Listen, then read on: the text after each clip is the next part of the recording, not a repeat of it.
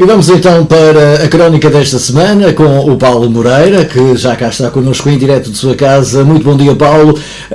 E então vamos analisar o assunto que deixamos para esta semana, as eleições presidenciais que aconteceram no domingo, a reeleição mais que esperada, de certa forma, de Marcelo Rebelo de Sousa, mas por outro lado uma abstenção que não foi tão alta quanto poderíamos pensar, tendo em conta que estamos com pandemia e com confinamento geral. Bom dia, Paulo. Olá, bom dia. Queres começar pelas nacionais ou queres começar pela Conselho da Póvoa? Olha, se calhar começamos pela Póvoa de Varzim, onde Marcelo Rebelo de Sousa ganhou também destacadíssimo, não é? É só para recordar, Marcelo Rebelo de Sousa fez 60,22%, foi o destacado vencedor. Ana Gomes fez 13,12%, depois o André Ventura 12,84%, o Tiago Maia 4,21%, o Vitorino Silva 3,48%, o Marisa Matias 3,31% e o João Ferreira 2,83%. Só para nos localizarmos em termos... Verdade, e é curioso, estavas a ler esses resultados e há que dizer que o Tino de Rãs fica à frente na Póvoa de Marisa Matias e de João Ferreira, o candidato do PCP. Portanto, isto também é, digamos assim, muito, muito importante, e analisar que, para além da vitória do Marcelo Rebelo de Sousa, André Ventura acaba por ganhar em algumas freguesias da Póvoa de Varzim e, a nível geral do Conselho, fica ali num terceiro lugar, não muito longe, a 70 votos, creio eu, de Ana Gomes. Exato. Vamos começar, então, analisando a Póvoa, vamos começar por baixo, depois subiremos no patamar. Então vamos lá. Vamos começar pela CP e pelo Bloco de Esquerda. O Bloco de Esquerda, por exemplo, nunca teve uma grande implantação na Póvoa, em termos eleitorais, não é? Desde a sua criação, digamos assim, não é uma fundação, uma criação, porque é um conjunto de vários partidos da esquerda, desde a sua criação, que a implantação na Póvoa não foi muito grande. Tivemos isso nas diversas eleições e, portanto, não é de estranhar este resultado da Marisa Matias. Não há, assim, aqui na Póvoa uma corrente muito vincada do Bloco de Esquerda. O PCP tem vindo a decair na Póvoa já há uns anos esta parte, com vários comunistas que deixaram de pertencer ao Partido Comunista. Não quer dizer que não votem no Partido Comunista, mas afastaram-se um pouco, perdeu-se um bocado aquela dinâmica e, portanto, este resultado do João Ferreira também pode ser o reflexo disso mesmo, não é?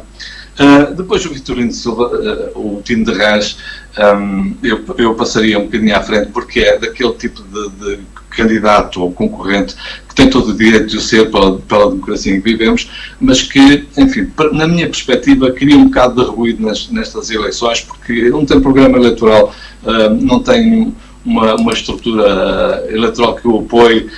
E, portanto, o voto nele poderá até ser um voto de protesto relativamente aos políticos, não é?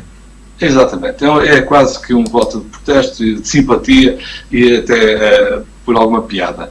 Não vou votar em branco, não vou votar nulo, porque não concordo com ninguém que lá está, nenhum dos candidatos, mas vou votar, se calhar, um voto útil neste aqui, só para dizer que não estou de acordo com nada disto. Mas terá também um conjunto de votos de pessoas que, enfim, acreditam que vai dizer que é um homem do povo. Claro. O Tiago Maia aqui teve uma votação até bastante razoável na Póvoa. A Póvoa tem uma área urbana interessante e, portanto, o Partido Liberal pode entrar por essa área, sobretudo junto aos jovens também, assim. Mas o Tiago Maia peca por ser uma figura desconhecida, para todos os efeitos. Mesmo a nível nacional podemos fazer esta avaliação também.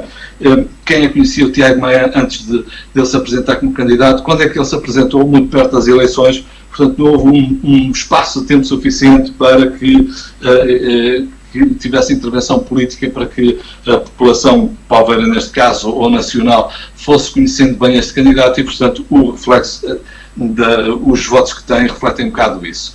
O Partido Liberal diz que cresce com esta votação do Tiago Maia. Vamos ver depois nas autárquicas como é que as coisas vão correr e mais tarde nas legislativas também. André Ventura e Ana Gomes protagonizaram o duelo. O duelo. Soco a soco, passo a passo, a nível nacional. E aqui na Póvoa, como dizes, Ana Gomes venceu com 70 votos de diferença. Os votos deles andaram à volta dos 3.200 para 3.000. Andou por ali, um pouco acima dos 3.000 votos. Foi muito taco a taco, com esta nuance, é que o André Ventura ganhou nas freguesias todas da Póvoa, mesmo naquelas freguesias agregadas, ganhou. Perde na União das Freguesias da Póvoa de Varzim, Argibay e agora falhou-me Beiris, exatamente, Beiris. Portanto, é aí que perde, onde há uma concentração de votos da cidade, e portanto aqui da cidade. E portanto aqui deixa parecer que a mensagem do André Ventura entrou mais nas zonas mais rurais. Menos urbanas. Exatamente. E isto é também o que se vai refletir a nível nacional, não é nada que não seja o mesmo, já iremos falar disso. Ana Gomes consegue aqui ficar em segundo lugar, né?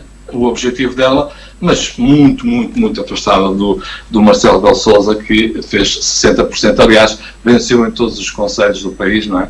E, portanto, foi reeleito numa votação nacional que teve 60% de abstenção. Não sei se queres falar nisso. Já agora, porque a abstenção que se dizia iria ser astronómica, 70% era o que se dizia, afinal de contas acabou por ser uma abstenção pequenina, tendo em conta o confinamento geral, tendo em conta que muita gente nesta última semana ficou confinada com Covid-19 infectada e não pôde votar, e tendo em conta que muita gente tinha medo de sair de casa pela ordem de ficar em casa. E isso fez com que houvesse essa ideia de que a abstenção iria ser grande, gigante, e não foi. Sim. Nestes últimos dias da campanha, houve ali um sentimento, eu não vou dizer mais do que isto para não entrarmos aqui em áreas mais pantanosas, mas criou-se ali um sentimento de anti-qualquer coisa em relação aos discursos dos candidatos, que mobilizou gente que estava até a pensar em não fazer. E, portanto, gente que reagiu a essa questão de atenção por causa da pandemia, por causa disto, por causa daquilo, a abstenção vai atingir os 70 e tal por cento. E se atingir os 70 ou 80%, atenção, que os candidatos mais pequenos podem, mas com capacidade mobilizadora dos seus militantes, dos seus apoiantes, digamos assim, daqueles que o seguem, podem criar aqui uma percentagem de votação bastante elevada. E poderia haver até uma segunda volta. Exatamente. O perigo da segunda volta, vamos fazer uma segunda volta daqui a uma semana, ou daqui a uma semana, não, porque tem necessariamente mais 3 semanas de campanha, acho eu, outra vez.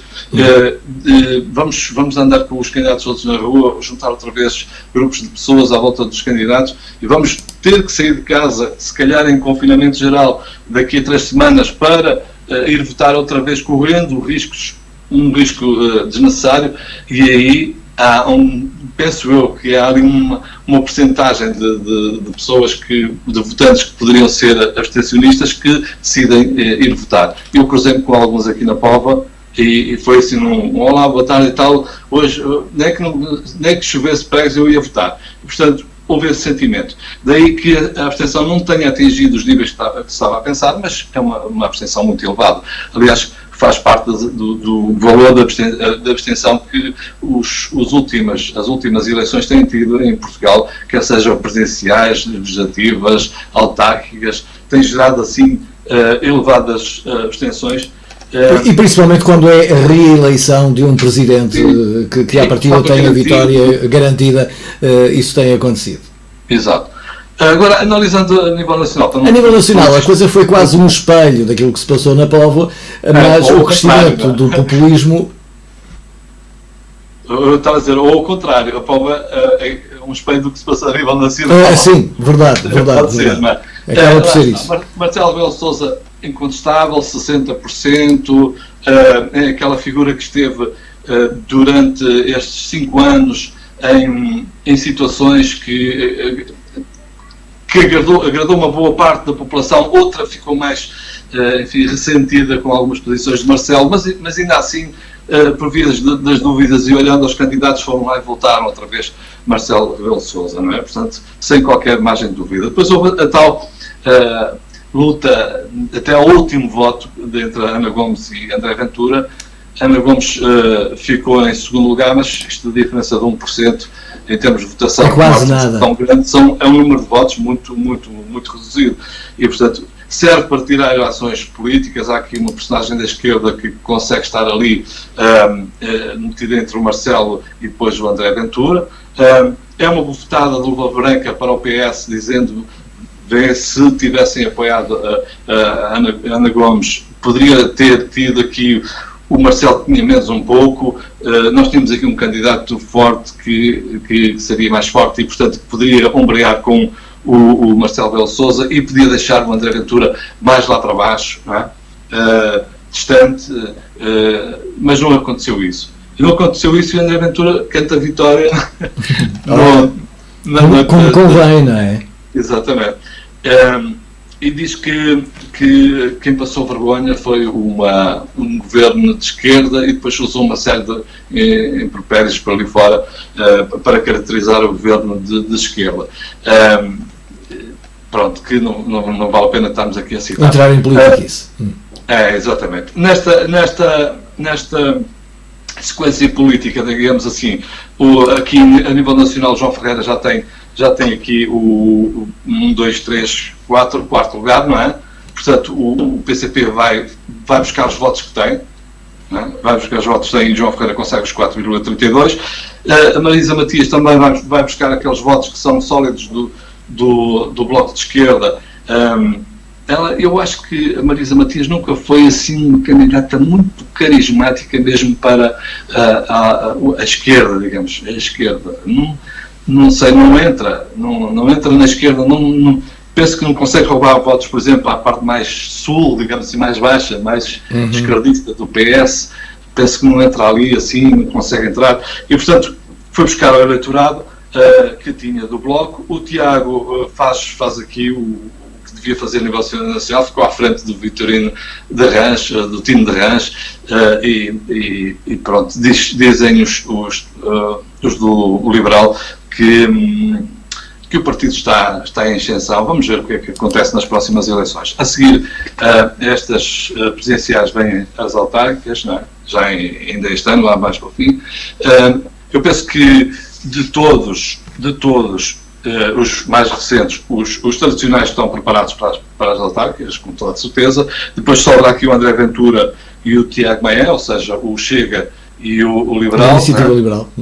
A Iniciativa Liberal. O Chega dá-me a sensação de que tem estado a preparar-se para ter gente pelo menos para as câmaras municipais, ter uma figura que avance, não é? Pelo menos para as câmaras municipais, porque isto mobiliza muita gente, as autárquicas, não é? São listas muito grandes, de muita gente. Não sei se o Chega já tem essa quantidade de gente para ir em todas as listas, mas pelo menos para as autarquias vai com certeza apresentar candidatos e já o Iniciativa Liberal penso que pontualmente poderá apresentar um candidato, mas não deve ainda apresentar para todas as câmaras. Esta é a ideia que fica destas eleições para já. Depois nas legislativas vamos ver as consequências disto tudo, não é? É isso que vamos ficar à espera. É impossível fazer comparações legislativas, presidenciais, sim, autárquicas, porque é mesmo assim, mas dá para perceber um pouquinho daquilo que poderá acontecer já nas autárquicas. Estava-me a escapar, deixa-me só dizer aqui sim, alguns desafios que o Marcelo Rebelo de Sousa tem agora para este segundo mandato, que ainda vão aparecer outros, mas que eu escolhi assim, en passant. Ele diz que irá ser um presidente mais interventivo neste segundo mandato. É curioso porque os presidentes, os anteriores presidentes também lhes aconteceu isso. No segundo mandato tiveram sempre uma ação mais interventiva. O próprio Cavaco Silva, no segundo mandato, no primeiro tolerou os governos que lhe apareceram, no segundo mandato, que foi sempre em faísca com o José Sócrates. Portanto, é natural também que que haja faísca.